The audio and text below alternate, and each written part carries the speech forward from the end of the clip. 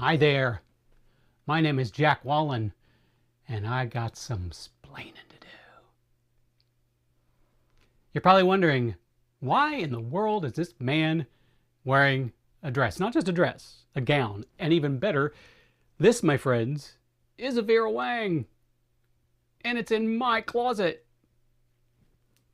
If you've been following along enough, you're probably thinking, well, that's not really all that much of a surprise, because, well, we've been watching him talk about this whole gender thing for a while. But I'm not here to talk about that. I'm here to talk about something different. Let me paint a picture for you. Back in the late 70s, I'm kind of dating myself here. Not in the romantic sense. Back in the late 70s, I was in elementary school. And I was a short kid, shortest in the class. Still am often shortest in the class. I'm only 5'4". And it started out where I lived, a famous basketball player, famous NBA basketball player. He was from that city. And he came to our elementary school. And he stood in front of the entire school and he said, we're going to have a drawing contest. And I want everybody to draw me as a basketball player. And we're going to have a girl winner and a boy winner. I bet you can see where this is going. So everybody went off into their classrooms and started drawing. Now, I was considered the artist in my class. And so I drew my picture of this basketball player shooting a layup. And I put my name on it. My real name is Jackie Wallen. Handed it in, and we waited with bated breath. We waited en masse in the library while this 7-foot-tall person looked through these pictures. And he first announced the girl winner. And when he announced the name, it was me. And I stood up, and there, my parents had, before they both passed away, there was a photo of me in their photo albums standing next to this NBA player, and I came up to his knee, and my arms are crossed, and I've got this scowl on my face. Everybody was laughing. And it was in that moment that I realized that I could turn this into gold. And I started laughing as well. And when I started laughing, everybody else kept laughing. And all of a sudden we were all laughing together. Not at me, but at the circumstances. Now, I was too young to put that 2 and 2 together. I couldn't say, hey, they're laughing at the circumstances and not me, so let's keep making it go on and on and on and see how far we can take it. And then all of a sudden, I had the power. Now, you have to understand, because my family was very poor and children can be kind of cruel, I was made fun of a lot because I was poor. But after that one moment, things changed. And I was labeled not just the class artist, but the class clown. And my friends, that is a dangerous title to bestow upon someone like yours truly. Now, I didn't abuse it, but I did use it. And in the using of it, I realized there was something special. So I remember after that, the next time somebody made fun of me, my dad and I, the day before, my dad and I needed new shoes. But like I said, we were poor. So my dad and I stopped at a rummage sale. And my dad bought me a pair of rummage sale shoes. Bless his heart. I loved my dad. I still love my dad. He did the best he could. He had a lot of kids. There were a lot of kids. He had 4 half stepchildren and you know, you name it. And he was a fireman. So anyway, so that next day I went to school with my new to me rummage sale shoes on, and I kind of got caught in the library, funny that, by a gaggle of the rich kids, and they started making fun of my shoes. They were calling them rummage sale shoes. And in my infinite wisdom, I replied with something like, well, if I'm the class clown, I'm going to need some clown shoes. And then I held up one of my feet and I said, here they are. And then all of a sudden we all laughed. And guess what? They stopped making fun of me. For two reasons. Number one, because all of a sudden they thought I was funny. And number two, they realized that their insults couldn't get to me. So why bother?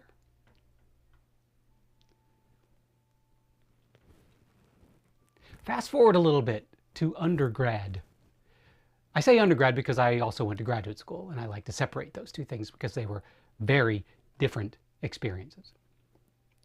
I'm in undergraduate school, in a theater department, in a very small school in northern Indiana. And the football players, the jocks, saw me as a target. They were all probably from small towns, and they hadn't seen anything like me before. So they made fun of me relentlessly. And I didn't know what to do. I mean, they were big football players, and I wasn't about to throw down. Because remember, 5'4", I don't throw down well. Especially not when I'm, you know, an offensive lineman is coming at me, just having had a huge lunch, and he sees this different thing, and he's like, I want a piece of you. Well, at one point during my undergrad career, I played Mozart in Amadeus, one of my favorite productions I've ever been in. And after that performance, so the athletes, they all had to go see. There was the requirements in this small school that everybody had to go see something of the arts, and a lot of them came and saw Amadeus. And after that, they would come up to me and, thinking they were making fun of me, tell me to laugh at them. And so I would give them my Amadeus laugh. They loved it. And so what happened after that was every time they would try to make fun of me, I would point at them and give them the Amadeus laugh to tell them, I'm in on the joke, and so are you. And we're having fun together. And from that point on, they stopped making fun of me. We'd walk past each other and I would point at them and go, ha ha, I'll give them the laugh. They'd laugh back, give me, you know, finger guns or whatever, and we'd go about our days. We weren't buddies, we weren't chums, and we weren't going to be going out for drinks. Number one, I don't drink. But all of a sudden,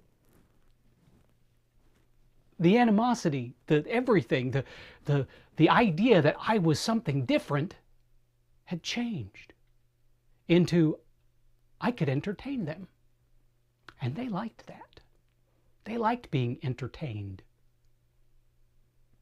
Now, during the same time in undergraduate school, I had the honor of befriending a gentleman who had graduated from the theater department probably a decade before me, but he came and visited and helped sometimes. And we were doing a production of Dracula, and I played Renfield. And there were a bunch of special effects in the show, and the person that did the special effects dropped out. So the director of theater called this person because he knew he was wise to the ways of special effects because he was a magician. He called him in and he started helping us, and I helped him.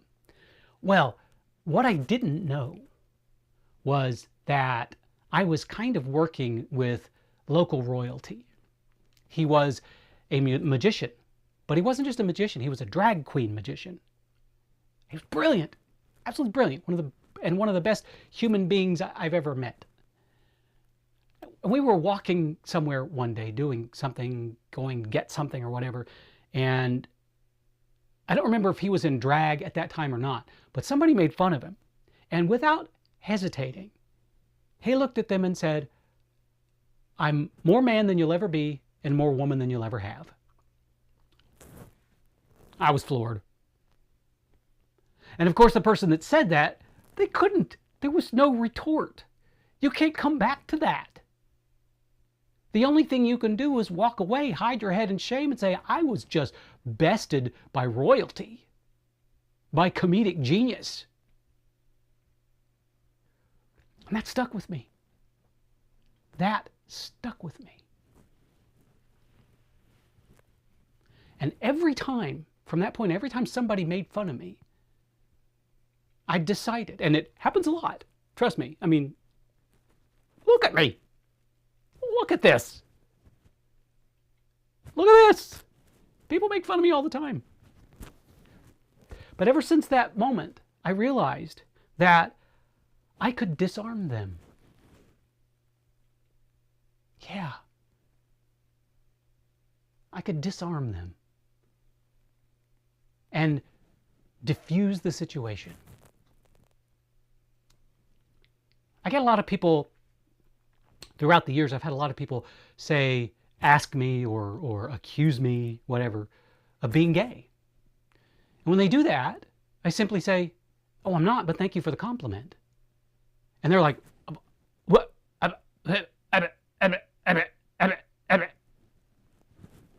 They don't know how to respond. Had somebody, I don't know if I mentioned this, but I just bought a new Jeep, and it's gecko green. And I had somebody call it a girly Jeep. And I said, thank you. And I drove away.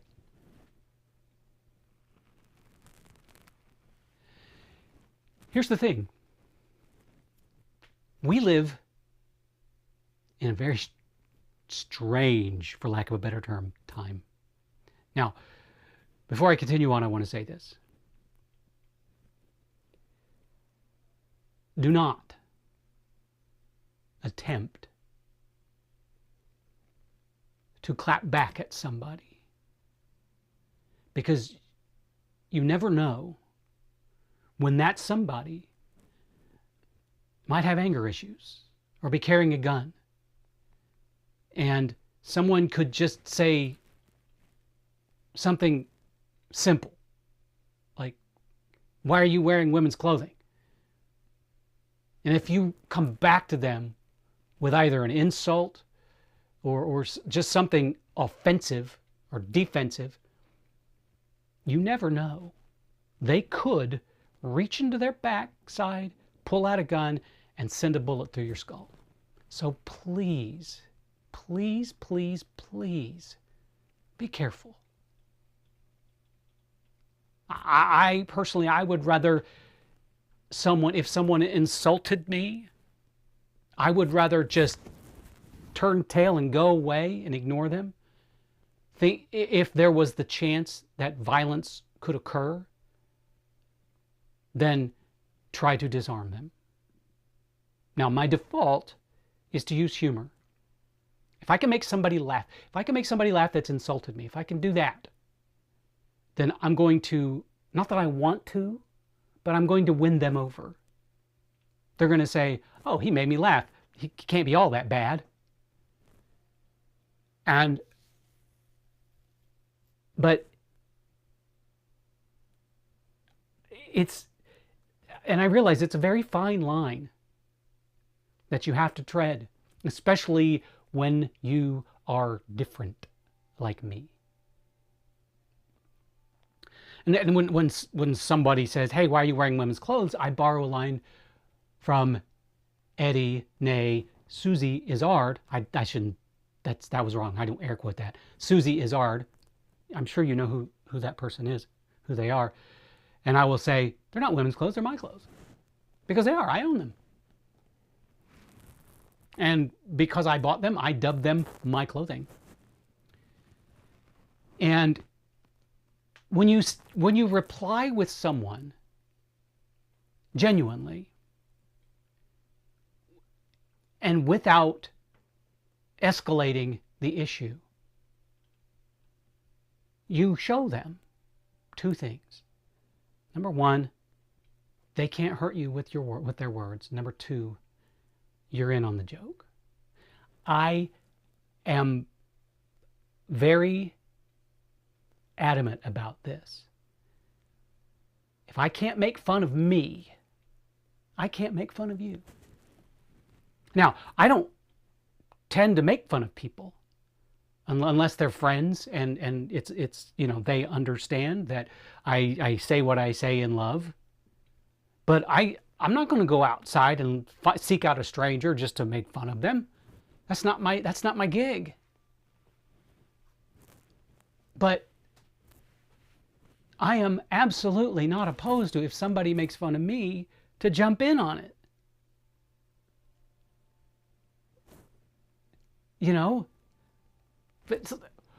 why you dress the way you're dressed? Well, I mean, when you look like me, it's hard to look good in anything. So why not have the clothes steal the show?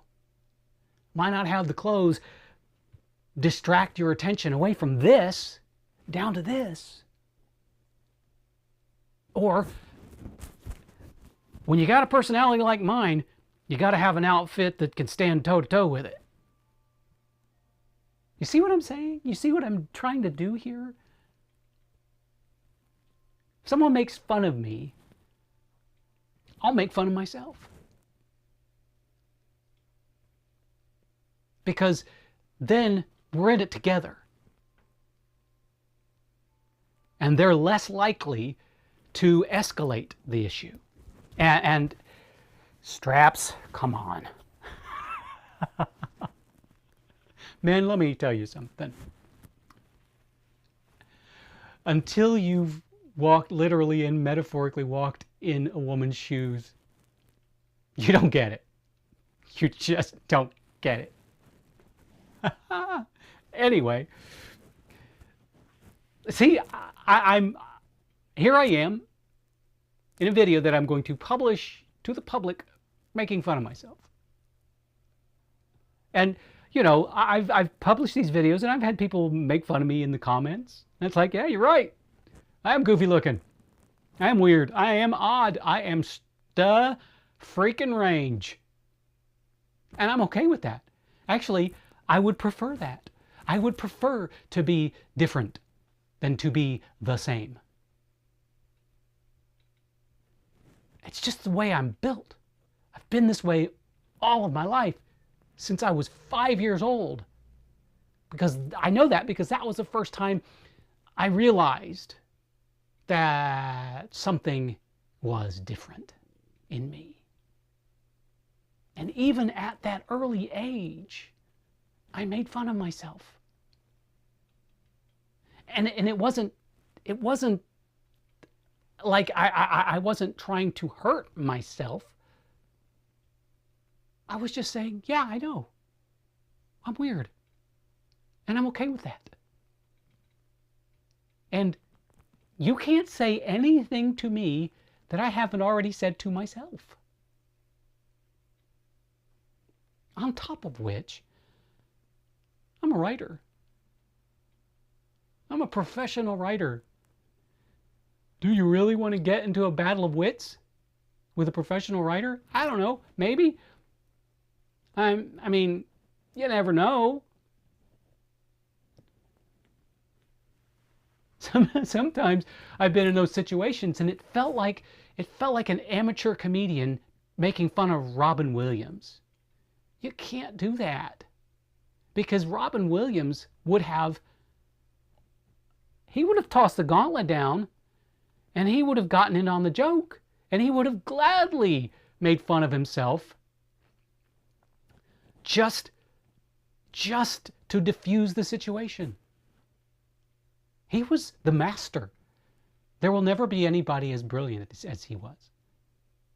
And I'm not saying that as a writer, I'm not on his level. There are very few people that are on his level, that were on his level. I say that in the past tense because he's gone. May he rest in peace, of course. But think about it. Think about it. You're walking down the street. You're wearing something non-traditional. Who knows? And you see him coming. And you know they're going to make fun of you. Or if they don't, they're going to stare and point and laugh. You know it. So prepare yourself. And know that you have 3 choices. You can turn around and go the other way. You can walk past them and ignore it. Or you can be in on the joke. You can show them that you are brave enough and unafraid to turn it all around and say, you know what? You can't hurt me because I'm not going to let you. And I'm going to prevent that by disarming you with either the truth or humor. And as long as you don't get defensive, it should be okay. But that's the key. Don't get defensive. You don't have to be defensive to disarm somebody. And sometimes it's just a matter of saying, hey, thank you. Thank you for the compliment. Hey, why are you wearing women's clothes? I was in a mood. What do you think I look good?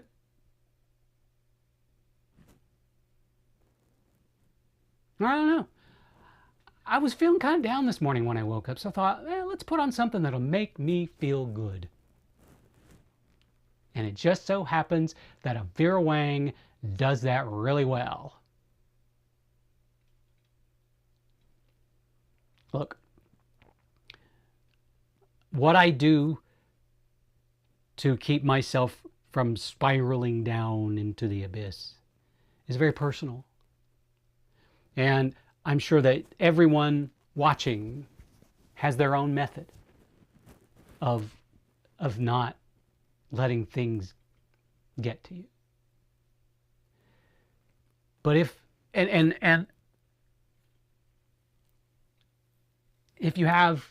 you're young, high school or whatever, please listen to this. Somebody makes fun of you. There are 2 things to keep in mind. Number 1, it's just an opinion. And for every negative opinion there is about you, there are multiple positive opinions. And the people who have the positive opinions of you are more important than the people who have negative opinions of you. So surround yourself with the people who have positive opinions of you, so that you're always reminded that you're okay and you're accepted and you're good.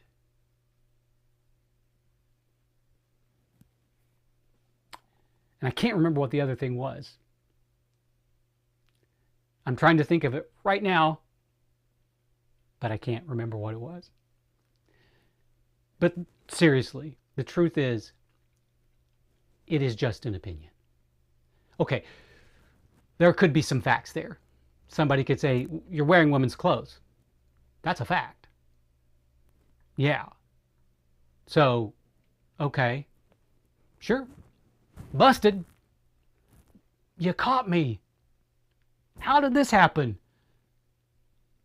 I walked out of my house in jeans and a t-shirt.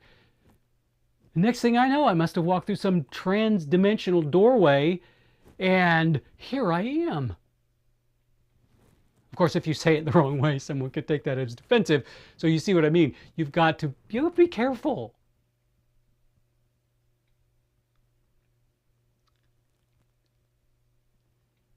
Life is hard. Allowing other people to define you via their insults makes life even harder. And any chance you get to disarm someone with humor or kindness, that's your chance to not only lift yourself out of that, but to lift other people, because you get the opportunity to sort of educate someone.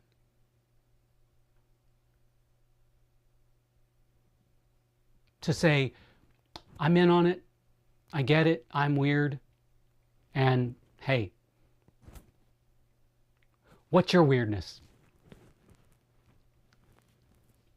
Or you could, hey, you're wearing women's clothes. Hey, you're wearing a baseball cap. We just exchanged facts. Now, if you want to say I look stupid in these women's clothes, I might say, well, define stupid. Are you saying that I look unintelligent in these clothes? You're saying that I don't look good in these clothes? To say someone looks stupid in something, I don't think that clothing defines our intelligence. I don't, but I could be wrong. I guess maybe if I were wearing a jacket with patches on the sleeves, yeah, that jacket makes you look smart. It just might. I'm rambling, sorry.